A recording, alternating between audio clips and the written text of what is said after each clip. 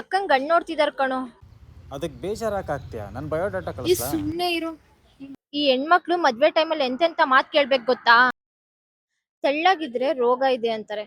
ಅದೇ ದಪ್ಪಾಗಿದ್ರೆ ಮನೆಗಿರೋದೆಲ್ಲ ಇವಳೆ ತಿಂತಾಳೆ ಅಂತಾರೆ. ಅದೇ ಸ್ವಲ್ಪ ಏನಾದ್ರೂ ಓದಿದ್ರೆ ಇರೋ ಬರೋ ಸೊಕ್ಕೆಲ್ಲ ಇವಳಿಗೆ ಇದೆ ಅಂತಾರೆ. ಅದೇ ಏನು ಓದದೇ ಇದ್ರೆ ಮನೇಲಿರೋದಾದ್ರೂ ಕೆಲ್ಸ ಕಲಿ ಅಂತ ಹೇಳ್ತಾರೆ. ಹುಡುಗಿರ್ ಲೈಫ್ ಎಷ್ಟ್ ಕಷ್ಟ ಅಲ್ವಾ? ದೊಡ್ಡಪ್ಪ ಬೇರೆ ಅಕ್ಕಂಗೆ ವಯಸ್ಸಾಯ್ತು ಮದ್ವೆ ಆಗು ಅಂತ ಅಂತಿದ್ರು. ಈ ಮದ್ವೆದೆಲ್ಲ ಕೇಳಿದ್ರೆ ನಂಗಂತೂ ಊರ್ ಬಿಟ್ಟು ಹೋಗ್ಬೇಕು ಅನ್ಸ್ತಾ ಇದೆ. ಅದಕ್ಕೆಲ್ಲ ತಲೆ ಕೆಡಿಸ್ಕೋಬಾರ್ದು. ಈ 30-35 ವರ್ಷದವರೆಗೂ ಮದುವೆ ಆಗಿಲ್ಲ ಅಂತಂದ್ರೆ ಅಯ್ಯೋ ವಯಸ್ಸಾಯ್ತು ಮದುವೆ ಆಗಿಲ್ಲ ಅಂತಾರೆ.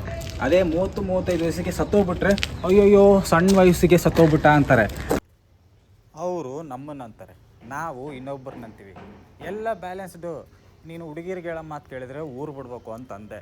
ನೀನು ಹುಡುಗರಿಗೆ ಹೇಳೋ ಮಾತೆಲ್ಲ ಕೇಳಿಬಿಟ್ರೆ ಪ್ರಾಣನೇ ಬಿಡ್ಬೇಕಾಗತ್ತೆ ಅಷ್ಟೇ. ಅದ್ರ ಬಗ್ಗೆ ಎಲ್ಲ ತಲೆ ಕೆಡಿಸ್ಕೋಬಾರ್ದು. ನಂಗೀಗ ಬೇಜಾರಾಗಿದೆ, ನಾನು ಪೋಸ್ಟ್ ಮಾಡ್ಬೇಕು. ಕೋಕು ಜೊತೆ ಇರೋ ಫೋಟೋ ನೋಡು. ಸೂಪರ್. ನೋಡೇ ಇಲ್ಲ, ಸೂಪರ್ ಅಂತೀಯಾ? ನೀನು ಹೆಂಗಿದ್ರು ಚೆನ್ನಾಗಿರ್ತೀಯಲ್ಲ ಅದಕ್ಕೆ ಹಂಗಂದೆ.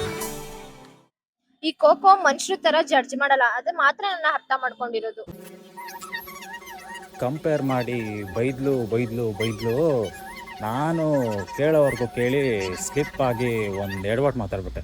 ಬಟ್ ಏನು ಗೊತ್ತಾ, ಅದು ನಿನಗೆ ಎದುರು ಮಾತಾಡಲ್ಲ ಅಂತಲ್ಲ, ಪಾಪ ಅದಕ್ಕೂ ಏನೋ ಹೇಳ್ಬೇಕು ಅಂತಿರುತ್ತೆ. ಅವಾಗ ಬೊಗಳ್ತಿರುತ್ತೆ. ಆದರೂ ನೀವು ಅದು ಬೊಗಳಿದ್ರೆ ಹಸುವಾಯ್ತೇನೋ ಎಲ್ಲಾದ್ರೂ ಕಡಿತೈತೇನೋ ಅಂತ ಅನ್ಕೊಂತೀರ.